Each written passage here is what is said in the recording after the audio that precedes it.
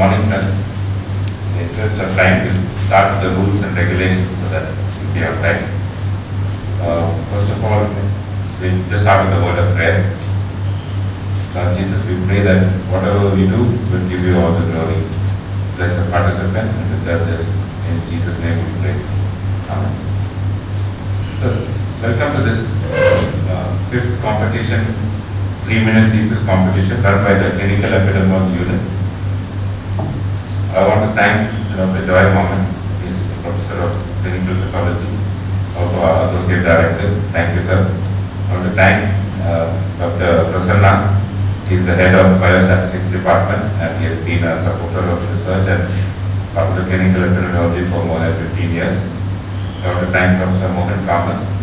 He is the head of the Reproductive Medical Unit, also a member of our Clinical Epidemiology and the Cochrane CMC Vellore affiliate, and he is also a researcher, teacher of research. So thank you for me to take part in our competition. I want to thank all the participants. There are 15 of you today. Thank you for agreeing to take part. I hope you have fun. That's the most important thing. So it's a competition developed by the University of Queensland. You have 3 minutes to present your research dissertation and what its significance is. You have to speak to an audience which in CMC is mostly people who have science background. Almost everybody has a science background. And not too high level so that even an average science graduate can't figure out. So it's a balance between presenting scientific ideas at high level and not too high level. We have a single slide. No transitions, animations or movements, no sounds or videos, no props, no costumes. If you go more than 3 minutes, you are disqualified. No words or raps or songs. And the moment you come on stage and you finish introducing yourself, your time will start. So just on your comprehension and content, and engagement and communication. So, comprehension means telling us why you did the study, what did you find, avoiding too much of jargon which the audience can't do, and being able to convey it in that amount of time and so. That is also part of the comprehension. Engage the audience. It seems like the audience really wanted to know what you are listening to. If you convey the importance of your research rather than saying, oh, I just did something for my MSc or MD. How much enthusiasm you show that the audience really get captured by what you are trying to say. And how you use that single slide. Naturally, you have done a huge bit of research. How did you use that single slide to your advantage? How much did you use the stage which is here? Alright, so we'll begin our competition. For the audience, we have 15 participants. They will go in an order in which they have submitted their proposal. The speakers will come on stage. They have 10 seconds to introduce themselves. When the person is finishing, I ask the next person to come up on stage so that there is no delay in between. So it's only 10 seconds between presenters. Our judges will mark them, and at the end of this, the marks will be awarded and the first, second and third prize will be given. So without much ado, I call Naveen to come up on stage. Welcome Naveen and all the best to the competitors.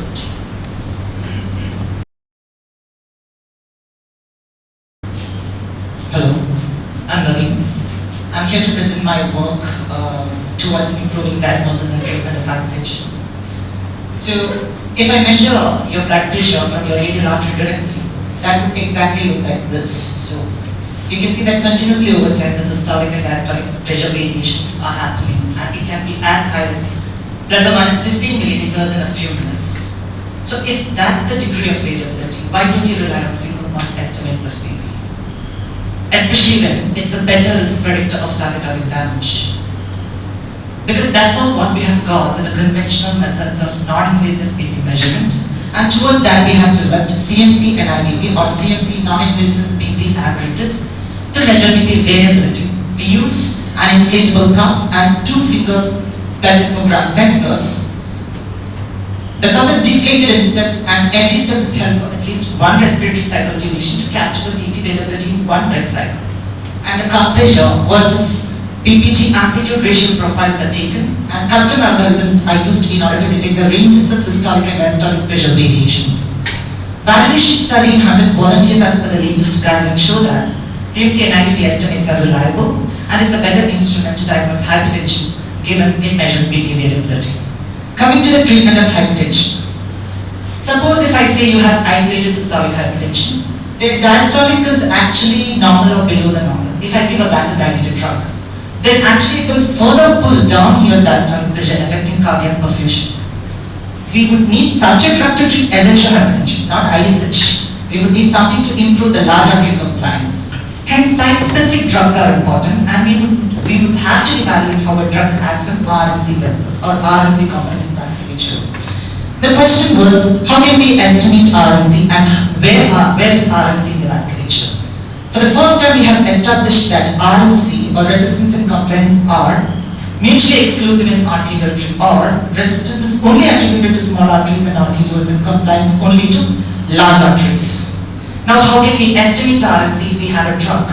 We have established objective Doppler-based method where we use arterial pressure and flow from the same artery to estimate RMC of the artery. Suppose if we give a drug and we say that R is changing, we can say that the drug is acting on small arteries and arterioles alone because of this study. And if we say that C is changing, we can say that the drug is acting on large arteries alone. That way we can have a differential action study and improve the treatment as well.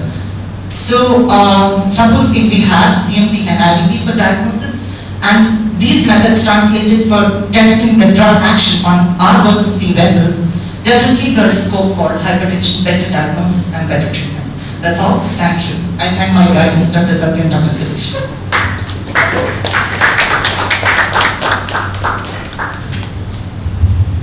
Good morning. I'm Dr. Rosa from the Department of Clinical Biochemistry. So we did a study on the iron metabolism in diabetic patients. So type 2 diabetes mellitus is characterized by insulin resistance. There are a lot of causative factors for type 2 diabetes and one among them is central obesity. Central obesity means the adipose tissue collection around the abdomen. So this is more metabolically active and is more insulin resistant. So apart from that, the studies done in hemochromatosis patients, these patients they accumulate iron in their body, so they also have the tendency to develop type 2 diabetes. And phlebotomy, the treatment actually improves the insulin sensitivity. So based on this background, we did a study on the iron metabolism in the adipose tissue of diabetic patients. So for this we have taken, in order to study the iron metabolism, we have taken two proteins, that is transferrin receptor 1, TFR1, the other is ferroportin. TFR1 is the major iron importer protein which takes iron into the cell, ferroportin is the major iron exporter protein which takes iron out of the cell. So what happens when there is iron scarcity inside the cell? The TFR1 on the cell surface, the TFR1 expression increases so that it can take more iron into the cell and the ferroportin expression decreases. Vice versa happens when there is iron excess inside the cell. Now we have done this study on the adipose tissue. So we have recruited those patients who have undergone elective abdominal surgeries like hernioplasty and cholecystectomy. These patients were grouped into cases and controls based on ADA criteria, and before the surgery we have collected the anthropometric data and the blood, and during the surgery we have collected the subcutaneous fat as well as the visceral fat. The visceral fat was collected from the omentum. Now this collected fat were analyzed later. During the time we have actually we extracted the RNA and then we have constructed the cDNA of TFR1 and the ferroportin. Then we have quantified it using quantitative PCR. Now moving on to the results, 23 diabetics and 14 control subjects were recruited in the study in the time period of 1.5 years. And serum iron markers and body mass index were similar along with the TFR1 expression, along with the TFR1 and ferroportin expression of the subcutaneous fat. But on the contrary of what we have expected, relative mRNA expression of TFR1 in the visceral fat tended to increase, which is suggestive of intracellular iron scarcity. Now the ferroportin levels were normal. were similar. Based on this, we have concluded that adipocytes in the visceral fat from the diabetics may be iron depleted, though it requires adequate confirmation with sample size. Thank you.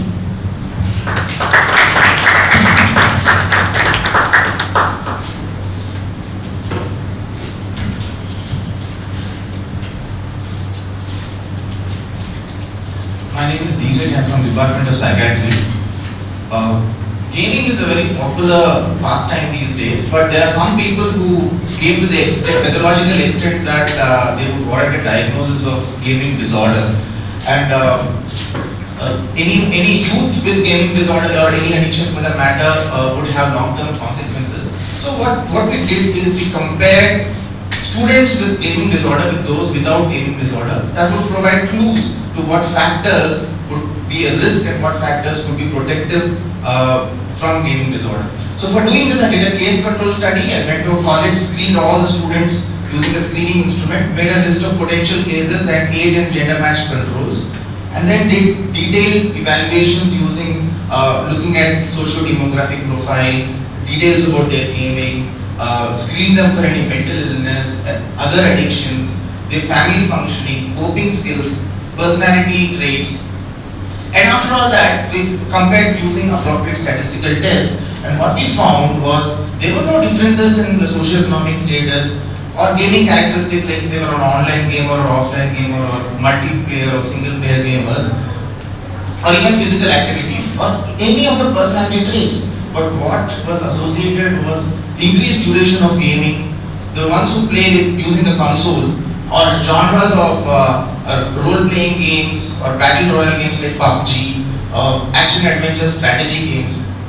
Those who used gaming-related social media, any psychiatric diagnosis like depression, anxiety, who used substances like cannabis, who had poor family functioning, and who were using distraction and coping, distraction and substance use as coping skills, they were the ones who had risk of gaming disorder. And those who were playing with mobile, playing mindless games like Temple Run or games like that, and who also had other indoor game habit, they were actually protected. But if we were to adjust for these variables with each other, two factors stand out. One is the duration of gameplay, and that increased the risk by about 3%. And second one is the time spent with family, and that gave a protection of about 68%. And this explained about 70% of the variability in the sample. So, if the take-home message is that if we have a college youth whom we want to protect from gaming disorder, we should keep tabs on the amount of time they spend gaming, and the family should spend more time with the youth, and that would help them in avoiding getting the gaming disorder. I would like to thank my guide, Dr. Yatharpal Singh Palhara, and by the time of doing the study, this was the first field-based gaming disorder study when we did this. Thank you.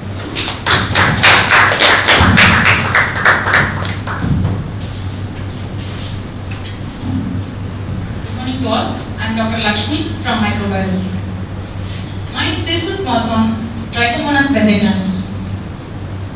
It's a parasite causing trichomoniasis, which is a non-viral, most common non-viral sexually transmitted infection, and it's a curable sexually transmitted infection. But it is underreported in many parts of the world because most of the, at least almost 80% of the infected individuals remain asymptomatic and they do not seek health care.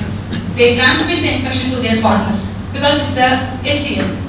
If it persists for a long time, it can enhance the acquisition of other sexually transmitted infection, including HIV. So we undertook this study to identify the current prevalence of trichomoniasis in rural Vellore among women with the help of culture and PCR. Then to develop a robust diagnostic algorithm for implementation in routine diagnostics, we compared three most widely used PCR targets with that of culture, which is considered as the gold standard for trichomoniasis reduction, to find out which is the best target among them. Our study cohort comprised of 600 adult sexually active women who attended OG clinic in Russia, irrespective of their symptoms. So, clinical details were obtained, vaginal swab was collected and inaugurated bedside into the culture media. PCR was done in microbiology lab. We estimated the prevalence to be 1.5% in this population. When you look at this graph, we can see there is a declining trend of prevalence in this population compared to the previous study done in the same population using culture and a rapid point of care test.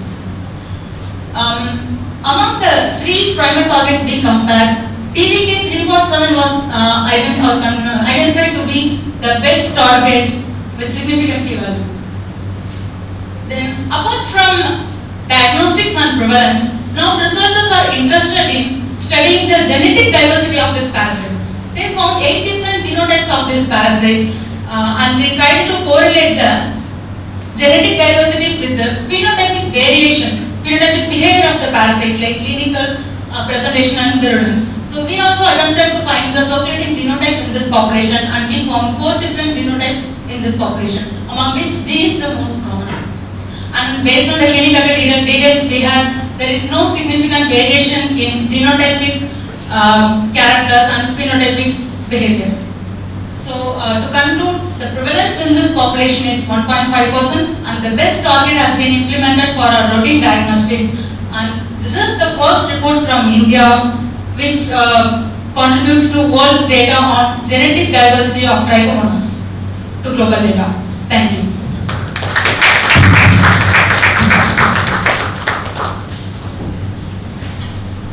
Very good morning to all of you.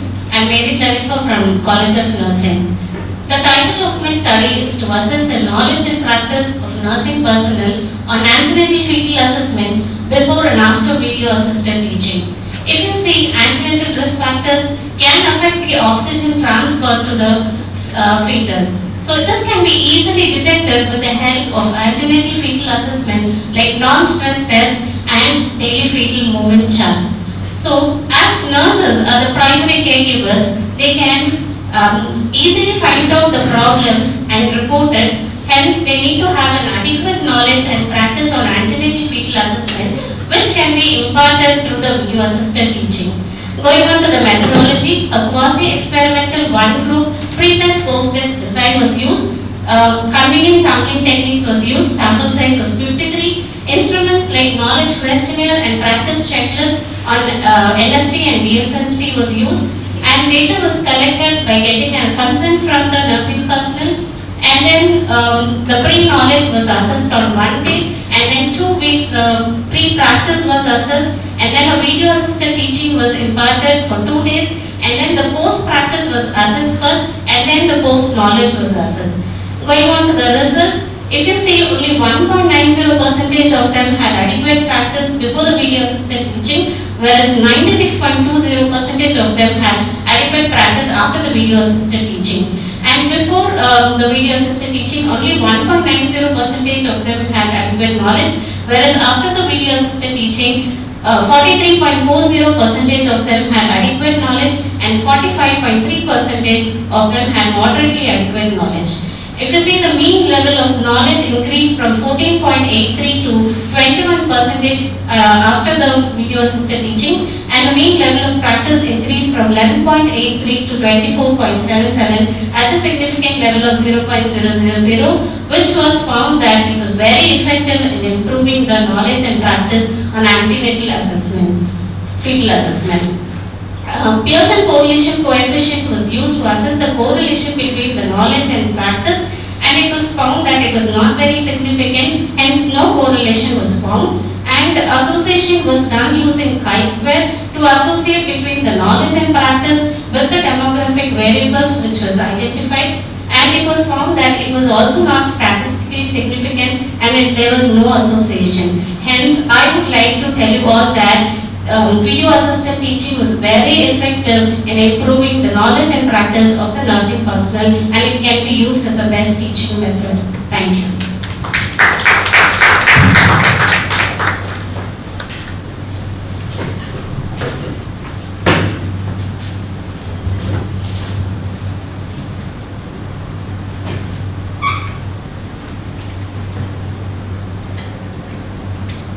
Good morning all. I am Dr. Jinsen Paul from Department of Endocrinology.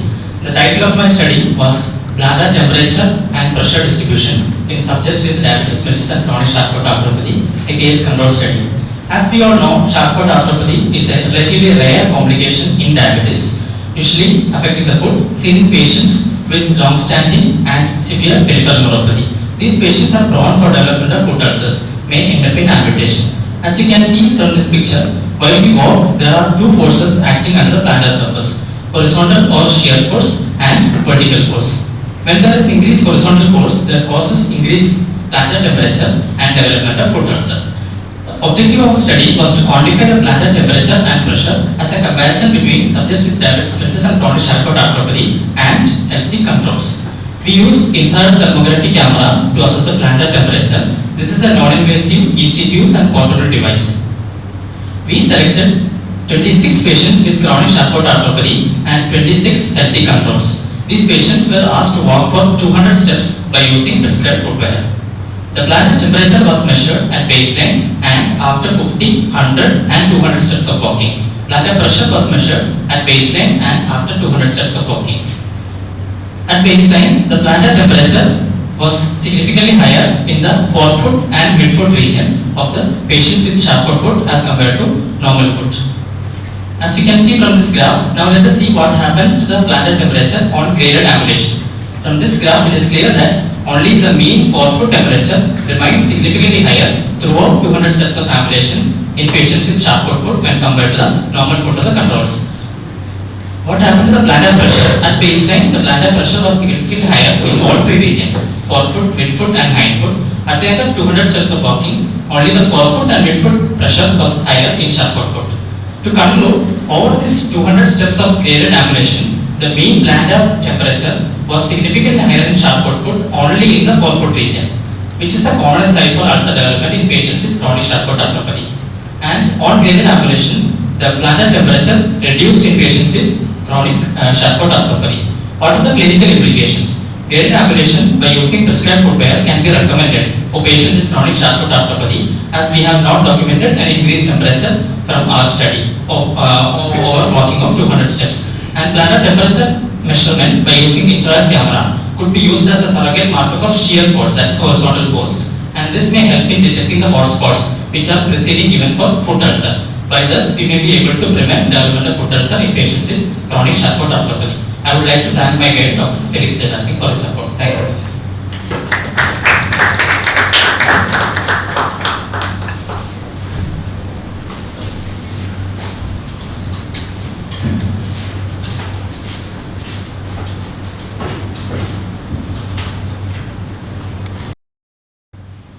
Good morning everyone, I'm Dr. Neo from General Pathology. Today I'll be presenting my thesis, which was entitled Comparative Study of Three Scoring Systems. Comparative Study of Three Scoring Systems in Adrenal Pheochromocytoma, and to validate the metastatic prediction ability of the modified Graham score. Now, this was a retrospective study done in the Department of Pathology, and this was the largest study done on adrenal pheochromocytoma in the country. Now, we know that pheochromocytomas are rare tumors, but they are not that rare in CMC. We see a lot of cases here, and 10% of these tumors have the ability to metastasize. These tumors are catecholamine producing, and therefore it can cause malignant hypertension or a devastating vascular event in a patient. So we need to early screen this patient, and also we need to follow up this patient so that we can prevent a devastating event and that the patient's survival or longevity can be increased. So what we did was, we have three scoring systems, that is called the PASS, the GAP and the modified GAP. The PASS includes 12 histological parameters, and it's an older and not so much in use now. The GAP is a newer one. It has 5 histological parameters and 1 biochemical parameter. The modified GAP, it includes the GAP parameters along with the immunohistochemistry for succinate dehydrogenase B. Now, succinate dehydrogenase B loss is, here is succinate dehydrogenase B, where you can see the staining here, there is no staining. This is indicated as a worse prognosis. So we utilize all the slides and blocks which are diagnosed as adrenal pheochromocytoma and which were the exclusion and inclusion criteria, and we use this from our archives. And what we found is that there is a parameter called the commedotype necrosis, where we can see that the tissue architecture is still preserved after this necrosis, the tissue appetite is still preserved. This has a significant statistical significance, and this criteria is common for all the three parameters. We also found that the sensitivity of the pass was 55.6%, which means that though this score is an older score and not in so much use, it can still be utilized, and any histopathologist can use it. And then you find that the specificity and of both the gap and the MGAP are high, which means that these are good tools to be for screening and to measure for follow-up of patients who have pheochromocytoma. So we concluded that all the three scoring systems that we know and that are available in literature are good for follow-up and to see the outcome of patients. And with this information, the clinician can follow up the patient in a very aggressive way and to identify who are at potential danger. So this, we hope, will be of very help to the clinician, and since this is the largest study in the country, we are hoping to publish it very soon. Thank you.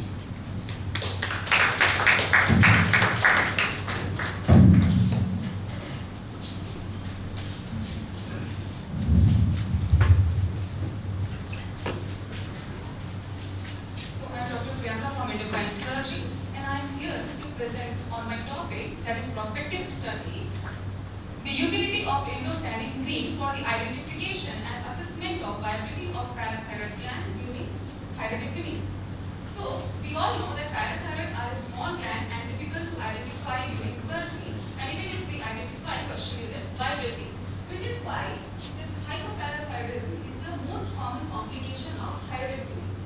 We did this study and to identify a viable parathyroid gland, and our objectives were identification of parathyroid gland, calculate fluorescence intensity score and parathyroid angiogram score, and correlate it with the post-op hypoparathyroidism, and to reduce the number of inadvertent parathyroidectomies. So we did it by injecting ICG intravenously, intraoperatively, and assessing the fluorescence intensity of parathyroid gland by the use of NIR camera. So we divided our population into three categories based on grade of fluorescence intensity score. So grade 1 was where intensity score of gland was lesser than thyroid gland. Grade 2 where it was equal. Grade 3 where the intensity score was more. Now we divided our population into three categories based on parathyroid angiogram score, which represents the blood supply of parathyroid gland into immediate flow, delayed flow, and absent flow. So looking at our result, so this first graph, it represents the first objectives. So the number of parathyroid gland identified by NIR camera were similar to the seen under white light. So there was no difference. Now our second graph, it represents our second objectives. So we correlated FIS score with the post-op hypoparathyroidism. So the lesser the score, that is grade 1, the highest is the complication rate. And higher the score, grade 3, the least were the post-op hypoparathyroidism. Though it was clinically significant, but could not reach the statistical significance. Now our third graph represents that we correlated parathyroid angiogram score with the post-op hypocalcemia. And the population who had this immediate flow, they did not have any rate of hypoparathyroidism post-operatively. But those who had delayed flow, they had majority of them had post-op hypoparathyroidism. So we concluded that this parathyroid angiogram score and fluorescence intensity score is a strong predictor of post-op hypoparathyroidism, which is why it can be used as ICD can be used as intraoperative assessment of viability of parathyroid gland. But it could not help in identification of parathyroid gland, hence decreasing the number of inadvertent parathyroidectomies. So thank you everybody. That was my message. Good morning, I'm Kiva from the Department of Pharmacy. Imagine that you are hungry and tired. You want something to eat. But then when you take the first mouthful, you nauseate and vomit. You try after 5 minutes, same thing happens. You at least wanted some water. You take a sip, you vomit again. You vomit 15 times that day. The same thing happens the next day, third day, fourth day, and the fifth day. So this is the plight that happens to several thousand patients who take anti-cancer drugs every day. Sometimes with some anti-cancer drugs, even up to 90% of patients vomit. So don't we have a drug to prevent or stop? Obviously we have antiemetics, but most of the drugs are especially useful only in the acute phase. That's only after 24 hours of chemotherapy. But even with antiemetic drugs, up to 40% of patients still vomit at the delayed phase. That's up to 24 hours and up to 5 days especially. And sometimes some patients vomit even beyond 5 days, that's the extended phase. So this is especially because of peculiar mechanism. Chemotherapy-induced delayed nausea and vomiting, especially due to a sudden increase in the substance P level in the blood secondary to chemotherapy. So ideally speaking, if we have a drug that can stop the substance P in the blood, the problem is solved. But unfortunately, we don't have even a single drug that can stop the sudden increase in substance P level in the blood. So our research intended to repurpose a drug to solve this problem. We went through the molecular database and we identified one drug called capsaicin, which is obtained from red chili, and it has a property to stop the substance P level in the blood. So we used the best possible method to test this, and that's randomized controlled trial.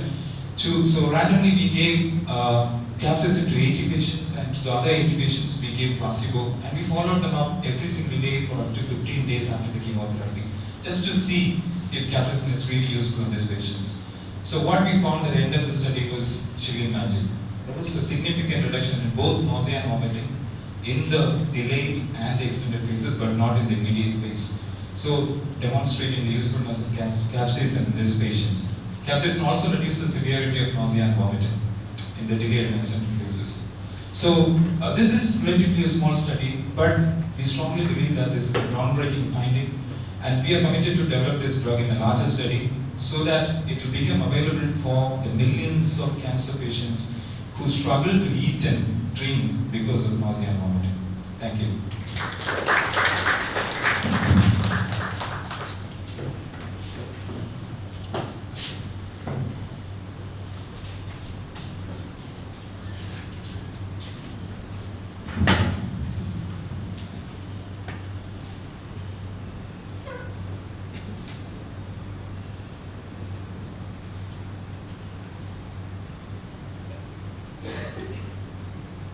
Generally, I try not to make people around me unhappy, but if you ask my registrars and interns, they might not agree with it.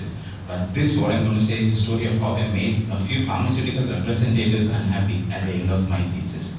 Good morning, I'm Rajivan from the Department of General Surgery.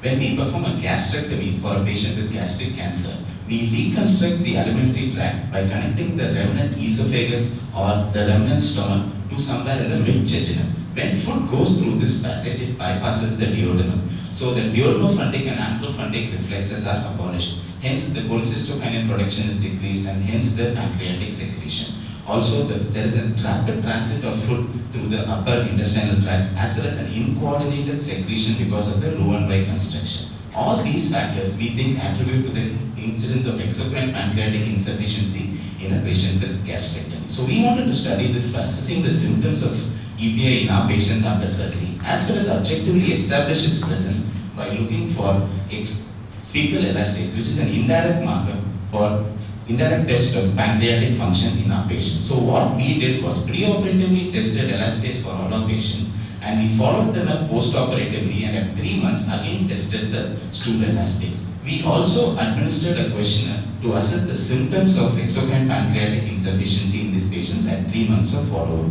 What we found from our study is that the incidence is around 34% based on the fecal elastase testing. However, what we found is none of these patients had actually any clinical symptoms suggestive of an exocrine pancreatic insufficiency. So we did not find any difference between a total and a subtotal gastrectomy also. And we found that this incidence is actually a subclinical incidence of pancreatic insufficiency. So before this study, we had the Western literature which is quoting a high incidence of exocrine insufficiency, about 60 to up to 100% in some studies, and some even advocating a routine pancreatic enzyme replacement therapy. But in our study, we found the incidence to be much lower than what it is quoted in the Western literature. does the regional variation in diet or habits have to play a role in it is something for the further studies. So from this study, we concluded that a routine pancreatic enzyme supplementation to all patients undergoing gastrectomy is not mandatory in our population. And then we made this as our unit protocol. This is the first study to look at this from this eastern part of the world, and first study from our country also. Thank you.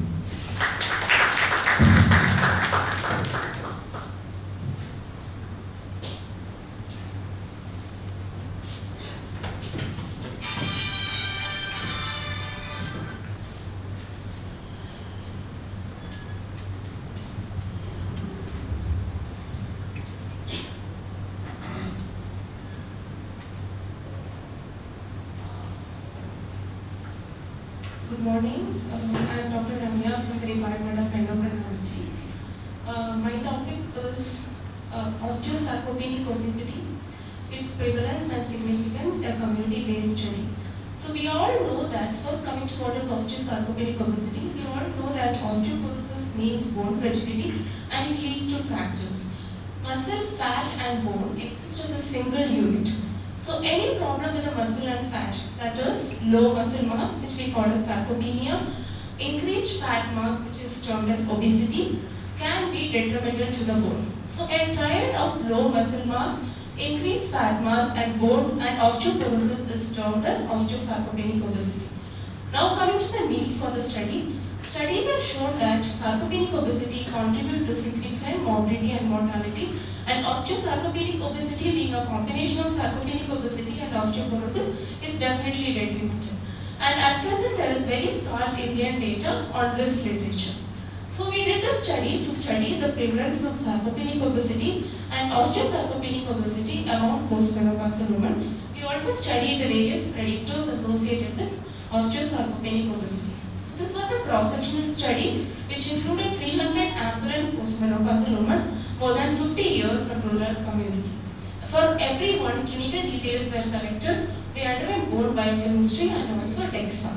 From the DEXA, we got the information on bone mineral density as well as muscle mass and fat mass. So sarcopenia, that is low muscle mass, was defined according to the European Working Group on Sarcopenia in older people, and sarcopenic obesity was defined according to New Mexico aging criteria. Now coming to the results, about 33% of our study subjects had sarcopenic obesity and about 20% had osteosarcopenic obesity. On univariate logistic regression, age, body mass index, age at menopause, and trabecular bone score, which is basically bone microarchitecture, emerged as predictors of osteosarcopenic obesity. On multivariate logistic regression, we found that higher age, higher body mass index, and trabecular bone score emerged as significant predictors. So this was the first Indian study on osteosarcopenic obesity. However, the study being completely done among rural population, the results may not be applicable to urban population. So to conclude, I say sarcopenic obesity and osteosarcopenic obesity at present are highly under-recognized in clinical practice, and there is a need to identify these entities to prevent the morbidities. And also there is a need for prospective study to establish the morbidities associated with these entities. Thank you.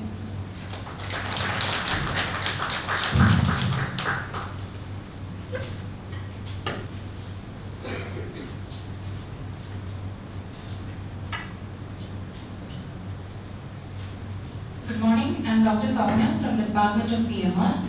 My topic was on endocrine dysfunction in moderate to severe traumatic brain injury 6 months to 2 years after the injury. Neuroendocrine dysfunction is known to occur in the acute phase of TBI. Around 25% were documented as per the study. Anterior pituitary dysfunction is more common due to the supply from the long hypophyseal vessels and watery capillaries in the pituitary stalk. Somatotropes and gonadotropes are more at high risk as per the study. Very few studies have looked at the neuroendocrine dysfunction in the chronic phase, and such dysfunctions if present can affect the rehabilitation outcomes and recovery. So our primary objective was to find the prevalence of neuroendocrine dysfunction in moderate to severe TBI 6 months to 24 months after the injury, and the secondary objectives include to find the types of neuroendocrine dysfunction, to compare the neuroendocrine dysfunction with moderate versus severe TBI, diffuse versus focal injury, and the duration of injury. And also to find the association of the endocrine dysfunction with the functional status as assessed with MBI and GOES. MBI is a modified Barthel index, which is a measure of independence and the activities of daily living, with the 10 domains and the total scores ranging from 0 to 100. And GOES, it is a Glasgow outcome scale extended, which is a global outcome scale that rates the patient's category into 8 from dead to good recovery. This was a prospective cross-sectional study done in 66 male patients with initial GCS of 3 to 13 at the time of injury, aged 25 to 45 years with a duration of 6 months to 24 months after TBI. And early morning blood samples were taken to check the hormonal levels of all these patients as shown in the slide. Based on the 8 cortisol levels, cortisol deficiency was categorized into less than 4 microgram per deciliter, which denotes the hypocortisolemia, and 4 to 16 was the borderline cortisol levels. And these patients underwent ACTH stimulation test to confirm the diagnosis of hypocortisolemia. So a value of less than 18 microgram per deciliter was found to be hypocortisolemic, and it is confirmatory. So a result said that out of 66 patients, around 63.6% had hormonal dysfunction, and in that 50% had single axis abnormality, whereas the remaining had 2 or 3 axis abnormality. And the most common endocrine axis affected was the low IGF-1, followed by hypogonadism, that is a low testosterone. And only 1 patient had low cortisol level, which was confirmed with the ACTH stimulation test and was started on long-term steroid supplementation, and 9 patients had low thyroid axis, which was started on thyroxine replacement. So as per other secondary objectives, neuroendocrine dysfunction was associated with the severity, and free T4 and testosterone levels were associated with a functional outcome. And concluding, screening is essential in subacute and chronic phase as it can impact the functional outcome. Thank you.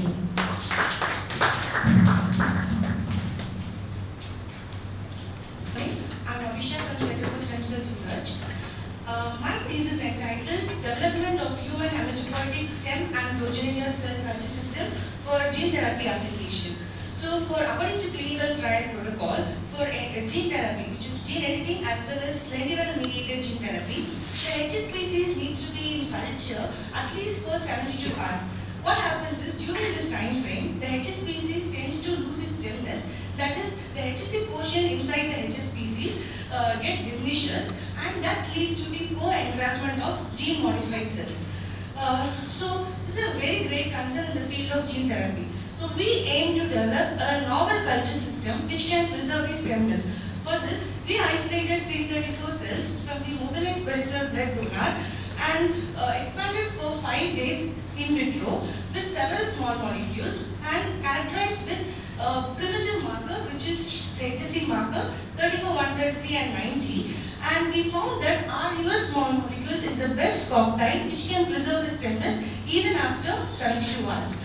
And later, we applied this culture system for gene therapy application, which is gene editing as well as lentiviral gene therapy, and transplanted into immunocompromised mice, which is NSG, to check the engraftment as well as the frequency of gene modification. So when we culture in vitro for 5 days, the RUS small molecule tends to maintain the primitive population, which is HSCs, and with the less differentiated cells compared to the vehicle. This pattern was almost similar to the Day0 profile, which is an uncultured cells. And also during the time of expansion, we achieved an increased number of 34, 133, 90 population, which is a primitive population, with a less differentiated cells.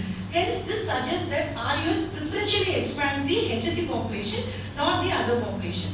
Later, these expanded cells were subjected for gene editing using Cas9 RNP, and we transplanted into NSG mice, and we achieved that RUS had an increased engraftment in peripheral blood, bone marrow, as well as the spleen of NSG mice. And we also achieved an increased gene editing frequency in RUS compared to the vehicle population. Later, we also applied the same for lentiviral gene therapy method, and again, we as well have an almost 10-fold increase gene modification in RUS compared to the vehicle. Even after lentiviral transduction stress, the RUS tends to maintain the primitive population compared to the vehicle. So to summarize, when we culture the cell with RUS, we observed an increased engraftment, gene modification, as well as long-term hematopoiesis from GM-modified cells. So this strategy will improve the outcome of HSPC gene therapy and also simplify the gene manipulation process. We published this in Human Gene Therapy 2021 and also we patented this small molecule. Thank you.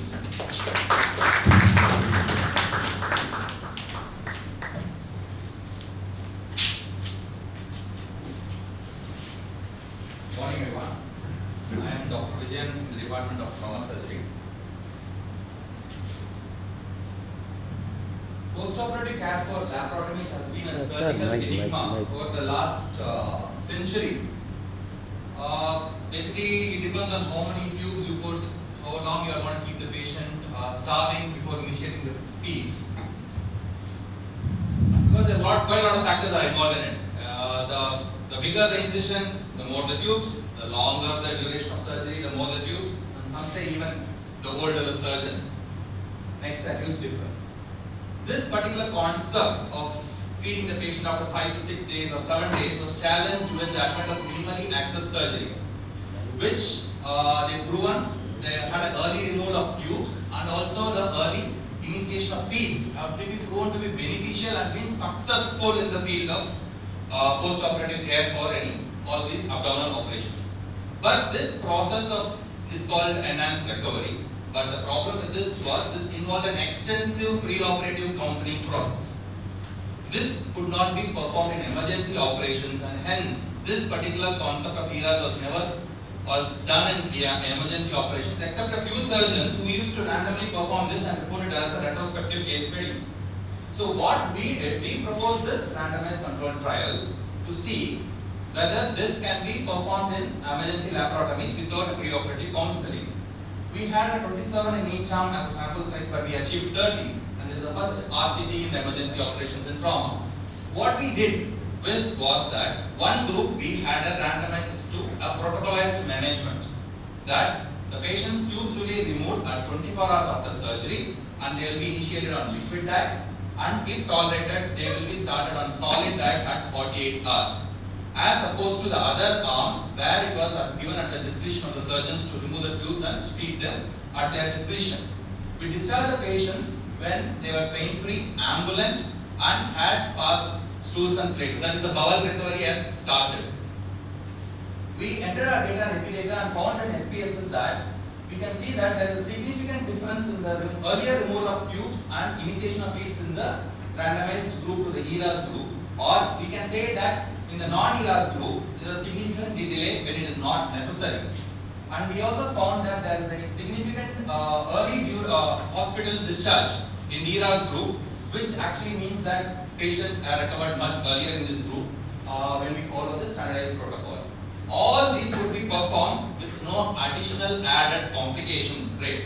So, and we concluded from this study is that ERAS can be safely performed and it's possible and feasible in emergency laparotomies. Thank you.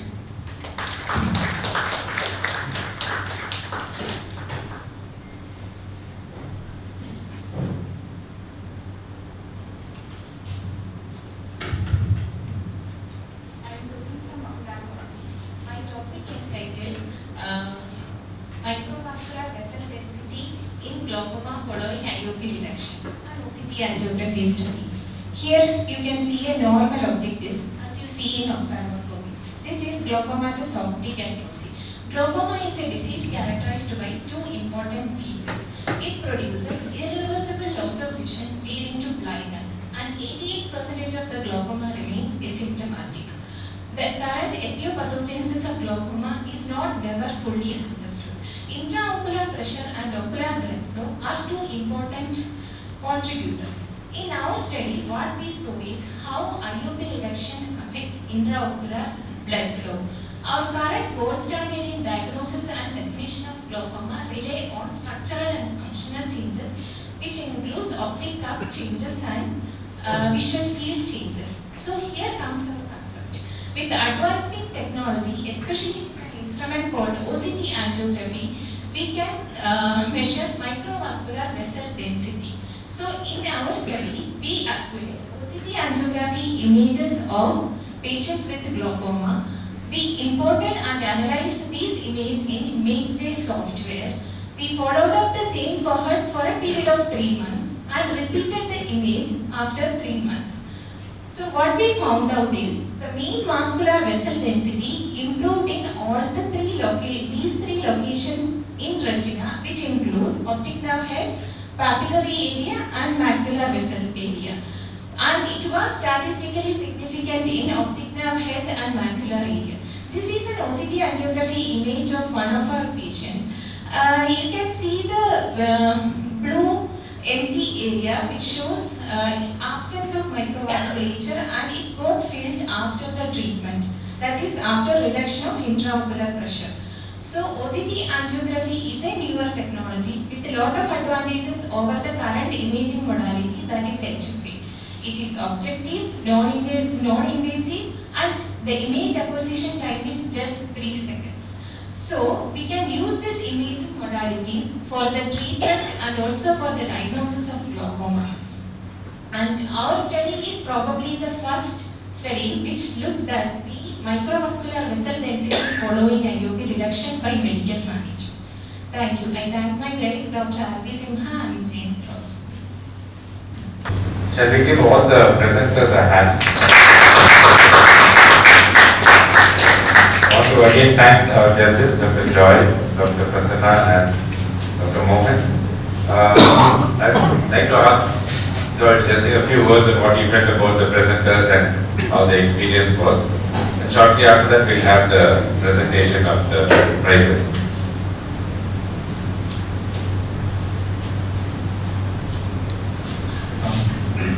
I'd like to thank Dr. Tambo and CEU and Well Statistics and all the research community for organizing this.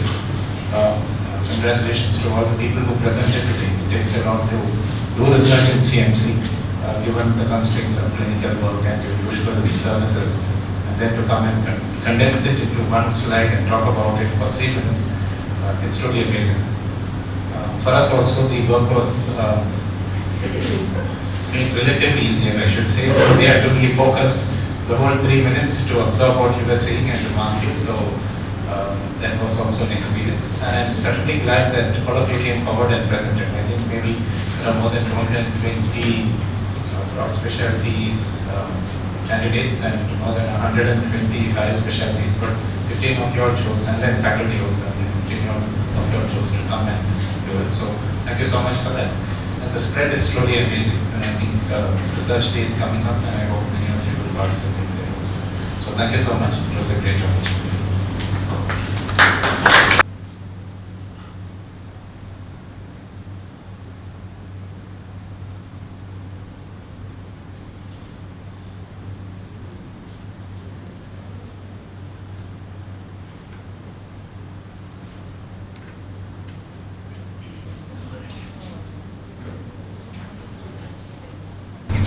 Thank you, Tambu sir, for having us to judge this. It was very interesting. I think all of you did really well. It was quite challenging to put it in one slide. So I'll just announce the prize. The first prize is Mr. Eba Ryu.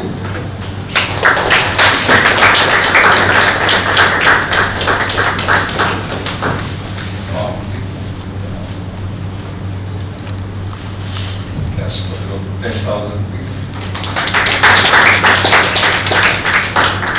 Second prize is for Dr. Vijayan B from Trauma Surgery.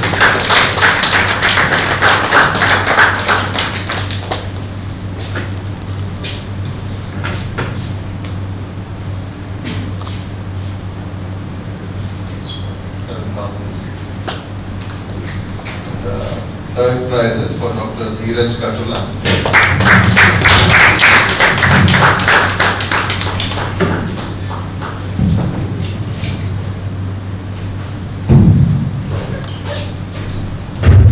Thank our judges once more. They took time off. Thank you, Joy.